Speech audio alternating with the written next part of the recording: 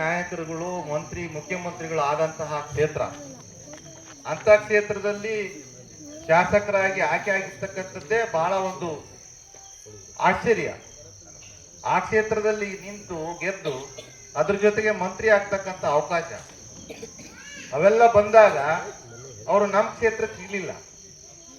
ನಂತರದ ದಿನಗಳಲ್ಲಿ ಹಿಂದಿನ ಅವಧಿನಲ್ಲಿ ಹೊಸನಗರ ಮತ್ತು ಸಾಗರ ಕ್ಷೇತ್ರಕ್ಕೆ ಆಯ್ಕೆಯಾದಂಥ ಸಂದರ್ಭದಲ್ಲಿ ಫಸ್ಟಿನ ಚುನಾವಣೆಯಲ್ಲಿ ಹೊಸನಗರದಲ್ಲಿ ಗೆದ್ರೂ ಕೂಡ ನಮ್ಮ ಸರ್ಕಾರ ಇರಲಿಲ್ಲ. ಕಡಿಮೆ ಅವಧಿ ಸರ್ಕಾರ, ಅವಾಗ ಕೊಯಲೇಷನ್ ಗೌರ್ಮೆಂಟ್ ಬಂದಿತ್ತು. ಹೆಚ್ಚಿನ ಅಭಿವೃದ್ಧಿಯ ಕೆಲಸವನ್ನು ಅವಾಗ ಮಾಡೋಕ್ಕಾಗಲಿಲ್ಲ.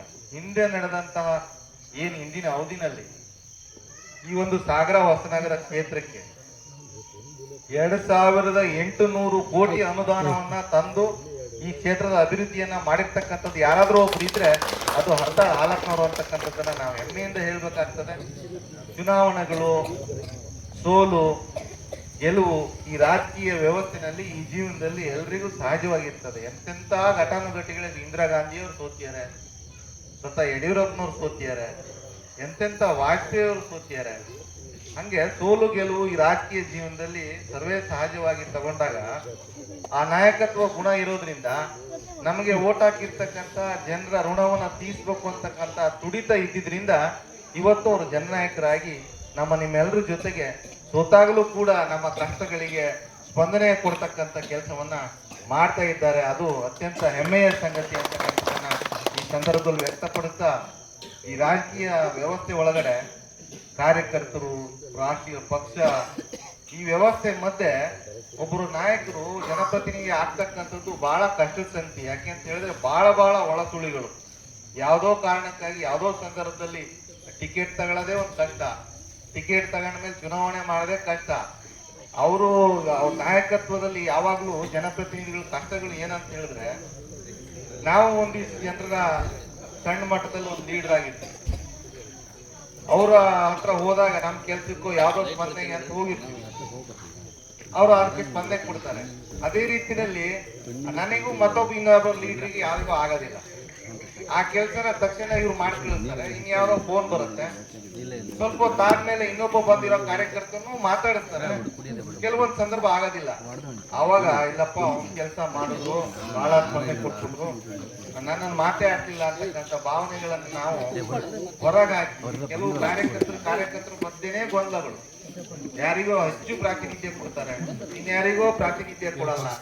ಈ ತರದ ಭಿನ್ನಾಭಿಪ್ರಾಯಗಳು, ಸಣ್ಣ ವಿಚಾರಗಳನ್ನ ನಾವೆಲ್ಲರೂ ದೊಡ್ಡದಾಗಿ ಮಾಡ್ಕೊಂಡು ಇವತ್ತು ನಾವು ವಿರೋಧ ಪಕ್ಷದ ಸ್ಥಾನದಲ್ಲಿ ಶಾಸಕರು ಹಿಂದೆನೆ ಕಾಲ ಕಳೀತಕ್ಕಂಥ, ಅಭಿವೃದ್ಧಿ ಹಿಂದೆನೆ ಕಾಲ ಕಳೀತಕ್ಕಂಥ ಕಾರ್ಯಕ್ಕೆ ಈ ಒಂದು 2.5-3 ವರ್ಷ ಕಳೆದಿದ್ದೀವಿ. ಏನಂತ ಹೇಳಿದ್ರೆ, ಯಾರೋ ಸಿಗದೇನೆ ಮನೆಯವರಿಗೆ ಮದ್ದು ಹಾಕ್ತಾರೆ ಅಂತಲ್ಲ, ಹಂಗೆ ಯಾರೋ ಸಿಗಿದಾಗ ಮನೆಯವರಿಗೆ ಮದ್ದು ಹಾಕ್ತಾರಲ್ಲ, ಹಂಗೆ ನಮ್ಮನ್ನೇ ನಾವು ಸೋಲ್ಸ್ಕೊಂಡು ಇವತ್ತು ಪಶ್ಚಾತ್ತಾಪ ಪಡ್ತಕ್ಕಂಥ ಕಾರ್ಯ ಆಗಿದೆ. ಮುಂದಿನ ದಿನಗಳಲ್ಲಿ ನಾವೆಲ್ಲರೂ ಕೂಡ ಬರ್ತಕ್ಕಂಥ 2 ವರ್ಷದ ನಂತರ ಚುನಾವಣೆ ಇದೆ. ಆದ್ರೆ ನಾವು ಎಷ್ಟು ಓಟ್ ಕಡಿಮೆ ತಗೊಂಡಿದ್ದೀವಿ? 16,000 ಓಟ್ಗಳನ್ನ ನಾವು ಇನ್ನೂ ಹೆಚ್ಚು ತಗೋಬೇಕು. 16,000 ಓಟಲ್ಲಿ ನಾವು ಸೋತಿದ್ದೀವಿ. ಆ 16,000 ಓಟನ್ನ ಏಕೆ ತಗೋಬೇಕು? ಜನರ ವಿಶ್ವಾಸವನ್ನ, ವಿರೋಧ ಪಕ್ಷದಲ್ಲಿ ಕೆಲಸ ಮಾಡ್ತಾ ಇರ್ತಕ್ಕಂಥ ಕೆಲವೇ ಒಂದಿಷ್ಟು ಕಾರ್ಯಕರ್ತರು ಈಗಾಗಲೇ ಭ್ರಮನಿರಸನ ಆಗಿದೆ. ಈಗ ಯಾಕಪ್ಪ ನಾವು ಇನ್ನು ಗೆಲ್ಸ್ಕೊಂಡಿವಿ ಅನ್ನೋ ಪರಿಸ್ಥಿತಿ ಬಂದಿದೆ. ಅವರೆಲ್ಲರ ಜೊತೆ ವಿಶ್ವಾಸದಿಂದ ಕೂತು ಮಾತಾಡಿ, ನೋಡಪ್ಪ ಹರ್ತಾಳ್ ಹಾಲಪ್ಪನವ್ರು ಗೆದ್ದಿದ್ರೆ ಈ ವರ್ಷದೊಳಗೆ ಈ ಸಲ ರೋಡ್ ಆಗ್ತಿತ್ತು, ಈ ಕೆಲ್ಸಗಳು ಆಗ್ತಿತ್ತು, ಅವತ್ತಿನ ಅಭಿವೃದ್ಧಿ ಕೆಲಸಗಳು ಇನ್ನೂ ಆಗಿಲ್ಲ, ನಿಂತಿದ್ದಾವ್ ನೋಡು.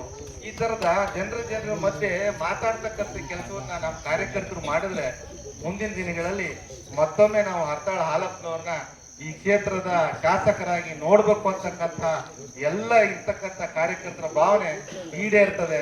ಆ ಕೆಲಸವನ್ನ ನನ್ನೆಲ್ಲ ಸ್ನೇಹಿತರು, ಅವರ ಹಿತೈಷಿಗಳು ಮುಂದಿನ ದಿನಗಳಲ್ಲಿ ಮಾಡಬೇಕು. ಯಾಕೆ ಅಂತ ಹೇಳಿದ್ರೆ, ಆ ಶಾಸಕರು ಆಗಿದ್ದಾರೆ, ಮಂತ್ರಿಗಳು ಆಗೇ ಇದ್ದಾರೆ.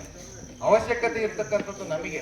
ನಾವೆಲ್ಲ ಏನು 2ನೇ ಹಂತದ ಲೀಡರ್ಸ್ ಇದೀವಿ, ಕಾರ್ಯಕರ್ತರಿದ್ದೀವಿ, ಸಾಮಾನ್ಯ ಜನರಿದ್ದೀವಿ. ದಿನ ಬೆಳಗ್ಗೆಯಿಂದ ಸಂಜೆವರೆಗೂ ಅವ್ರ ಜೊತೆಗಿದ್ರೆ ಗೊತ್ತಾಗ್ತದೆ. ಇಲ್ಲ ಅಲ್ಲಿ ಫಾರೆಸ್ಟ್ ಬೇಲಿ ಕೀಳ್ತಾ ಇದ್ದಾರೆ, ಯಾವ್ದಾವ್ದೋ ಸಮಸ್ಯೆಗಳು, ನಾನಾ ರೀತಿಯ ಸಮಸ್ಯೆಗಳು ಜನರಿಗೆ. ಇವತ್ತು ಹಿಂದಿನ ನಮ್ಮ ಸರ್ಕಾರ ಇದ್ದಾಗ ಒಂದೇ ಒಂದು ಬಗರುಕುಂನ ಫಾರೆಸ್ಟ್ ಬೇಲಿಯನ್ನು ಕೀಳೋದಾಗ್ಲಿ, ಒತ್ತುವರಿ ತೆರವು ಮಾಡೋದಾಗ್ಲಿ ಯಾವ್ದಾವ್ದು ಮಾಡ್ಲಿಲ್ಲ, ಎಲ್ಲ ಸರಿ ಇತ್ತು. ಇವತ್ತು ಈಗ ಬಂದ್ರು ಈಗ ಎಣ್ಣೆ ನೋಡ್ಲತ್ರ ಎಲ್ಲ ಒಂದ್ ಕಡೆ ಬೇಲಿ ಕೀಳ್ತಾ ಇದಾರೆ ಅಂತ ಫೋನ್ ಮಾಡಿದ್ರು. ಹೋದ ವರ್ಷ ಅವರೇ ಟ್ರಂಚ್ ಹೊಡಿದಾರೆ ಬಿಟ್ಟು, ಈ ವರ್ಷ 1 ಎಕರೆಗೂ ಮತ್ತೆ ಹೋಗ್ಲಿರ್ತಕ್ಕಂಥ ಕೆಲಸ. ಈ ರೀತಿಯ ತೊಂದರೆಗಳು ರೈತರಿಗೆ, ಅಸಹಾಯಕರಿಗೆ ಆಗ್ತಾ ಇದೆ. ಇದನ್ನ ಕೇಳ್ತಕ್ಕಂಥ ಒಂದು ಶಕ್ತಿ ಈಗಿರ್ತಕ್ಕಂಥ ಶಾಸಕರಿಗಿಲ್ಲ. ಆ ರೀತಿಯ ಒಂದು ಮುಂದಿನ ದಿನಗಳಲ್ಲಿ ನಮ್ಮೆಲ್ಲರ ಬಡವರ ಮತ್ತು ಅಸಹಾಯಕರ ಪಾಲಿಗೆ ಧ್ವನಿಯಾಗ್ತಕ್ಕಂಥ ನಾಯಕತ್ವಕ್ಕೆ ಮತ್ತೊಮ್ಮೆ ನಾವೆಲ್ಲರೂ ಸೇರಿ ಬೆಂಬಲವನ್ನು ಕೊಡೋದ್ರ ಜೊತೆಗೆ ಅವರ ಜೊತೆಗೆ ನಿಲ್ಲೋಣ ಅಂತ ಹೇಳ್ತಾ ನಮ್ಮ ಕ್ಷೇತ್ರದ ಅಭಿವೃದ್ಧಿಗಾಗಿ, ಬಡವರ ಅಸಹಾಯಕರ ಏಳಿಗೆಗಾಗಿ ನಿಮ್ಮ ನಾಯಕತ್ವ ಮತ್ತೆ ನಮಗೆ ಬೇಕು. ಮುಂದಿನ ದಿನಗಳಲ್ಲೆಲ್ಲ ನಾವೆಲ್ಲರೂ ಕೂಡ ಒಟ್ಟಾಗಿ ನಿಮ್ಮನ್ನ ಮತ್ತೊಮ್ಮೆ ಅಧಿಕಾರದಲ್ಲಿ ನೋಡ್ಲಿಕ್ಕೆ ಇಷ್ಟಪಡ್ತೇವೆ ಅಂತ ಹೇಳಿ ಈ ಸಂದರ್ಭದಲ್ಲಿ ಶುಭವನ್ನು ಹಾರೈಸ್ತಾ, ಅಂತ ಒಂದು ಜನರ ಸೇವೆಯ ಕಾರ್ಯಕ್ಕೆ ಆ ಭಗವಂತ ಆಯಸ್ಸು, ಆರೋಗ್ಯ, ಐಶ್ವರ್ಯ ಎಲ್ಲವನ್ನು ಕೊಟ್ಟು ನಿಮಗೆ ಕಾಪಾಡಲಿ ಅಂತ ಹೇಳಿ ಈ ಸಂದರ್ಭದಲ್ಲಿ ಶುಭಾಶಯವನ್ನು ತಿಳಿಸಿ ನನ್ನ ಮಾತನ್ನು ಮುಗಿಸ್ತೇನೆ. Thank you.